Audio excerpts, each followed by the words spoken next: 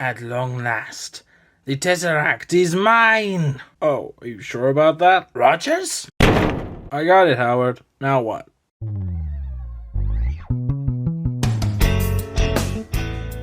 Greetings, everyone, and welcome to Collector. Today we're going to be looking at the Marvel Legends series, Marvel Studios' What If? The Hydra Stomper. Now, this is obviously from the Disney Plus series What If. It's not something, as far as I'm aware, that's from the comics, though it is kind of similar to a few different Iron Man suits and Ironmonger suits and stuff like that.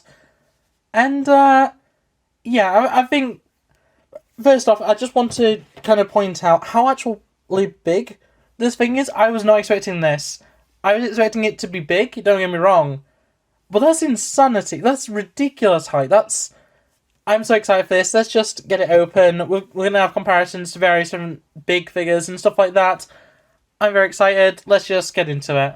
And there he is. Steve Rogers, the Hydra Stomper, developed by Howard Stark. This is just an incredible piece of plastic. Honestly, I was going to skip this figure originally. I wasn't all too sold until I watched the episode.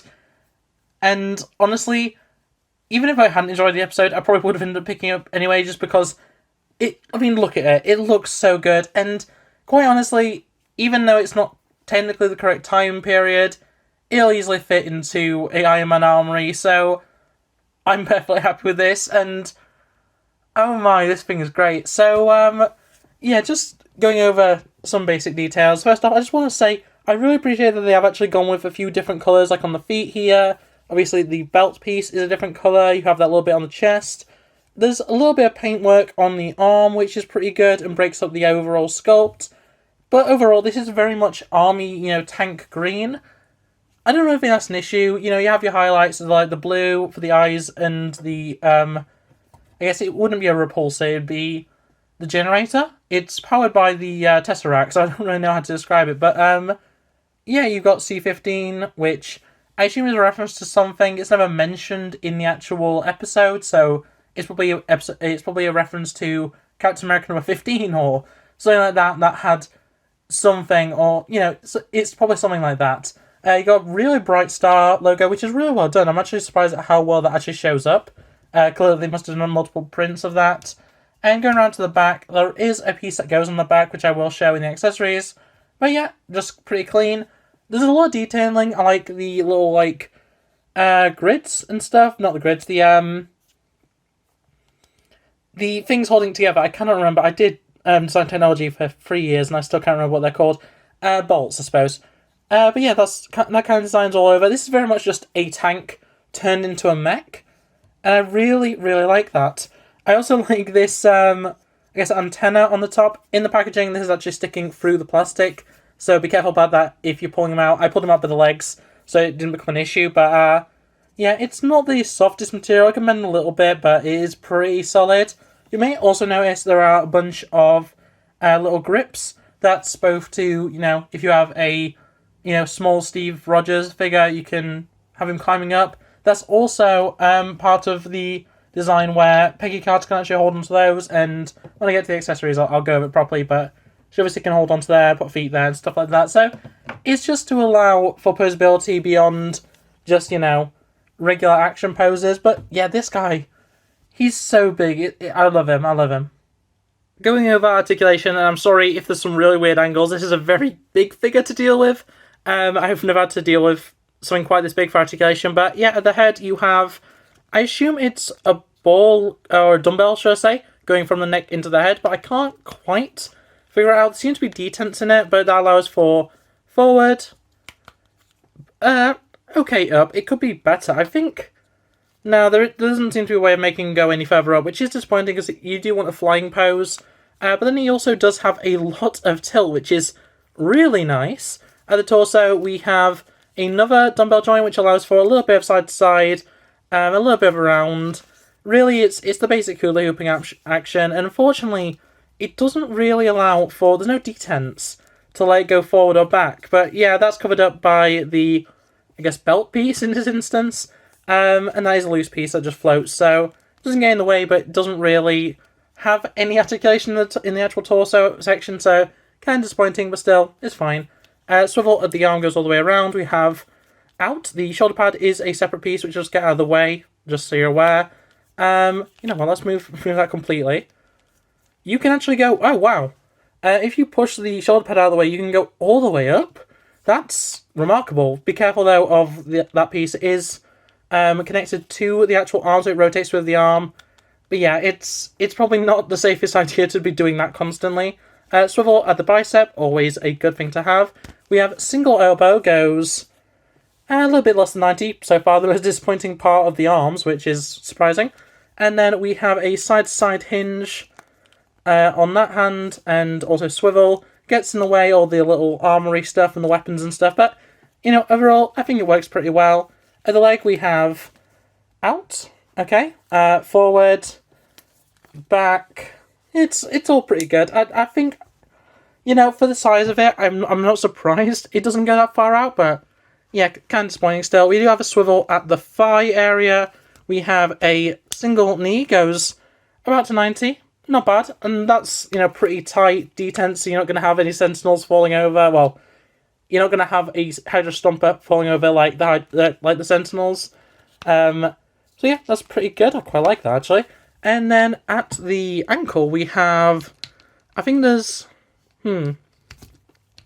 seems to be a downward-facing pin, a forward and back hinge, and then is there a forward-facing pin for Rocker?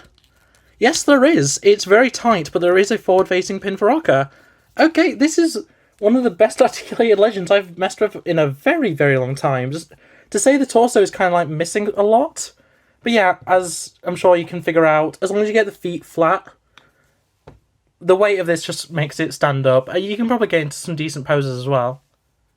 Going over accessories, the Hydra Stomper comes with 2 loose, grippy hands, and then 2 closed fists, so you can punch some Nazis or whatever.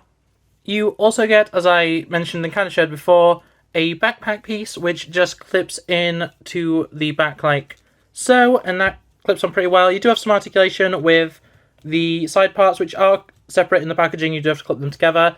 But yeah, I think that works pretty well, and if I can just quickly grab a figure that'll work for this. You can have them holding on to that, and then feet go onto there. This is probably a bit too big of a figure for it, but oh no. This guy weighs an absolute ton, so if you knock him over, he does just fall. But yeah, you can... Peggy Carter is obviously the best one. I'm probably going to wait until I have the Peggy Carter to properly do it. But yeah, you can hold on to that and then stand on the little foot pegs. And that works pretty well. And then finally, to go with this, you actually get 2 giant size... I'll show the other one separately.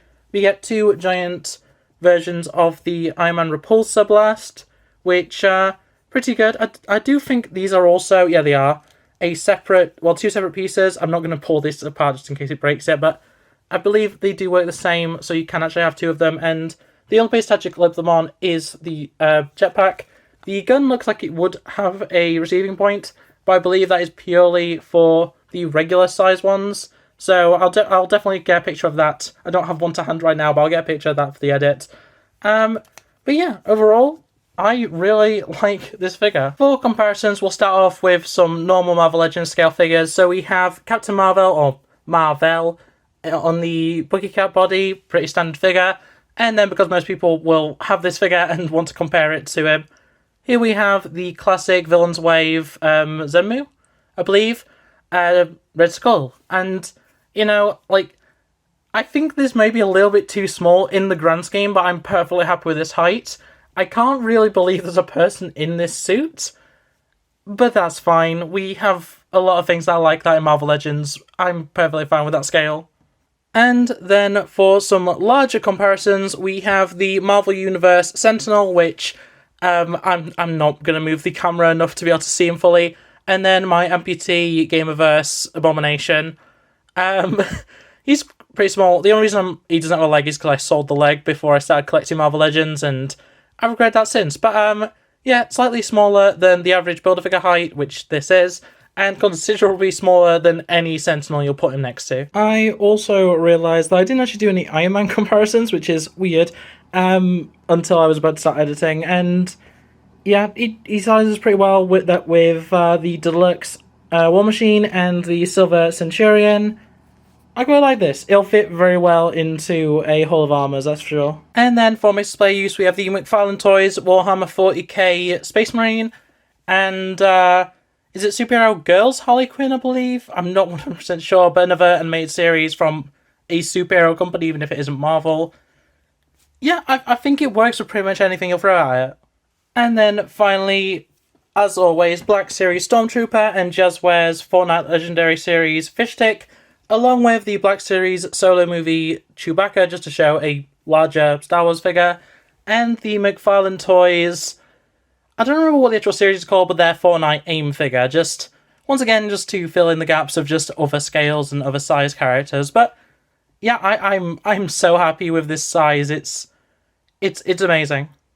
But on that note, that is going to be it for this review. I love this figure. I'm so happy that I ended up picking it up, and the fact that I got it so early. This was supposed to be coming out in December in the UK. I got an email like 2 days ago from Hasbro being like, "Oh yeah, it's been pushed forward. You know, pay us, please." And literally, I say, it came today. So happy. It only actually shipped yesterday, so honestly, Hasbro really good and fast shipping, which is surprising because everything they seem to sell releases way later. But enough ranting about Hasbro. This figure's great. I'm really, really excited to get my hands on more of the What If wave. I really want to put him with Carter. That's going to be so good. But yeah, for now, he's going to be just harassing my Red Skull and my Hydra soldiers and stuff, and I'm so excited. I'm honestly, I love this figure. But if you love this video, make sure to like it, subscribe if you're new around here, and ring that bell so you'll never miss an upload. I get a new review out every Tuesday and Friday, and if you subscribe, you'll see them every time I upload them, as well as many other videos throughout the week. And yeah, otherwise that's it from me, and I'll see you next time. Bye!